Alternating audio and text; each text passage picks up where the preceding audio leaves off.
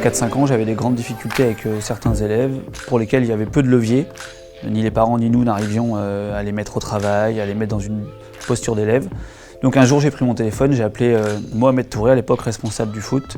On s'est rapprochés, ça a eu un impact sur les élèves, ça n'a pas été magique mais ça a eu un impact. Et aujourd'hui c'est un partenaire privilégié pour nous. On a les numéros de téléphone et les contacts de l'ensemble des éducateurs U6, U7 jusqu'à U10 et on se voit régulièrement que ça aille bien ou pas. Aujourd'hui c'est étendu au rugby, à la boxe, au basket et puis l'objectif c'est de se rapprocher de toutes les disciplines qui concernent nos élèves.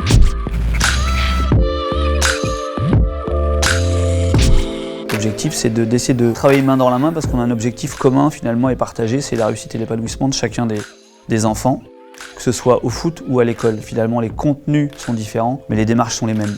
Et quand on va voir un enfant, comme c'est mon cas, sur un terrain de basket, de foot, je vois qu'il est sensible à ma présence. Je m'appuie souvent sur ce que j'ai pu partager avec eux au bord du terrain pour essayer de les remettre sur le chemin de la réussite.